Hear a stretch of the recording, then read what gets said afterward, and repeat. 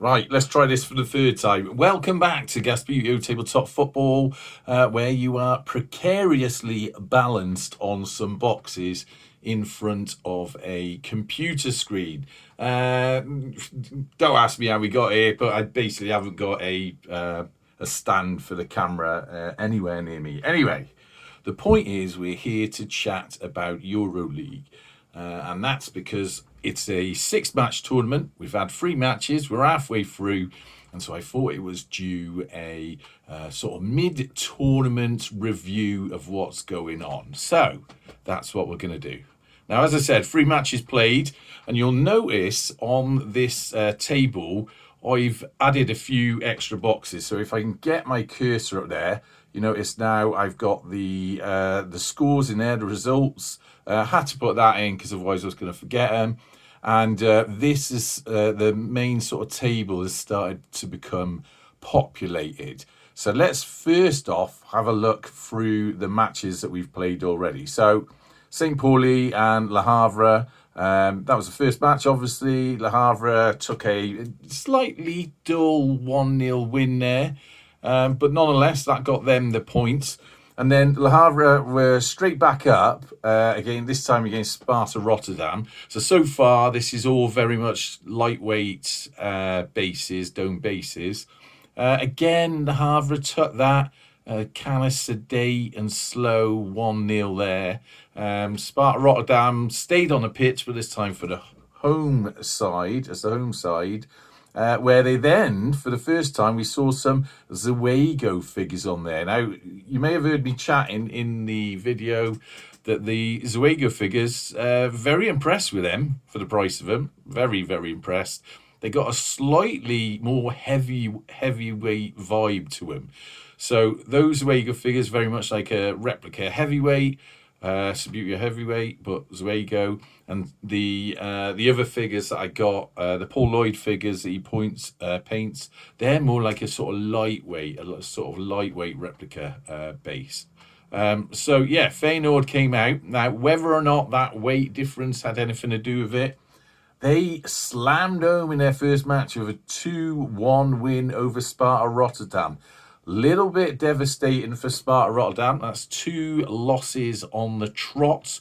Although they did score a goal against Feyenoord, so good on them. But a bit of pressure on them because there's only like 3 matches per team in this tournament, and they're straight up again for their final match against St. Pauli. And let's transfer over to the table to see where we are. So, Le Havre with 2 wins. 2 games played, 2 wins, no losses or anything. Goals 4-2 away, against nil. Goal difference 2, not bad. 6 points from them wins. Now remember, maximum pointage here is 9 points because you're playing 3 games. So they're already sort of 66% of the way there. They're 6 points. If they stayed on that, they're going to have a good chance of winning anyway. So they're in a very good position. Feyenoord only played 1 match, won 1, scored 2 goals. That could make a difference when we get to the end, especially in a very short tournament like this. But they did have 1 against them. So their goal difference is now 1, whereas Le Havre's is 2. And Feyenoord now have 3 points, but they've still got 2 games to play, whereas Le Havre have only got 1 game to play. Sparta Rotterdam, bit of a sorry scene for these, really. Played 2, lost both. 1 goal for them, 3 goals against them, -2 goal difference, 0 points. That's not looking particularly rosy for them. So, I mean, in reality, the best they can look at now is a win to get 3 points. Will that even put them in? I don't think that would even get them into second place, really, because that would mean Feyenoord would have to lose their other 2 matches.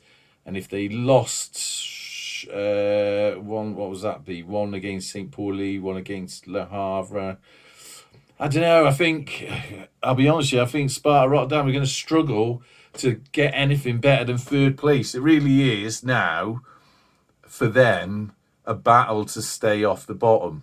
And that's really all they can hope for. Which is a bit of a shame, but there's only 4 teams in it. Someone's got to be top, someone's got to be middle, and someone's got to be bottom. And, someone's got to be the other middle, I suppose. So, yeah, sort of dark days for them in this tournament. Maybe try harder next time.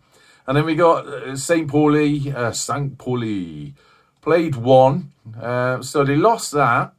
-1 goal difference, 1 goal against them, 0 points. Difference for them, still got 2 matches to play. And their 2 matches, if we look at the fixtures coming up, obviously Sparta Rotterdam have got their final match. St. Pauli over there have got 2 on the trot then.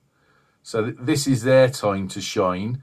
As Sparta Rotterdam's time to just keep off the bottom and cross their fingers, really. And then straight after that, St. Pauli's last match is against Feyenoord. They'll be looking to get some points to stay into the position they're in. And then rather excitingly, let's look at this. Final match, Feyenoord versus Le Havre. Could be the decider, that one, depending on what happens. But you got the 2 teams at the top playing their final match, of the tournament. So all very exciting, but all very over as quick as it started. I know I did say I was going to get this done in 1 weekend. That didn't happen. Bottom line is, my weekends for the first half of 2024 are just chock-a-block all the way. I don't know how I've managed it, but I've got things going on every single weekend until May, where I've got a couple of weeks off, and even then I think I'm doing a few things. But yeah, so busy. So we're just going to have to fit it in. But like I say, only 3 matches left. And currently, Le Havre stomping home with a win for Northern France. Anyway, hope that updates you all. Let me know what you think about it in the comments. I know there's already been a couple of minor controversies and grey areas and weird ref decisions already. But I'm just trying to make it as fair as possible for all the teams, really. So we'll see how we get on. All right, sound. Well, next match will be up as soon as I am able to. I'm going to guess that it could be Friday evening, and then maybe, got a busy weekend again, maybe I could fit one of the remaining matches in the rest of the weekend. We'll just have to see how we get on. All right, but until then, out the gas.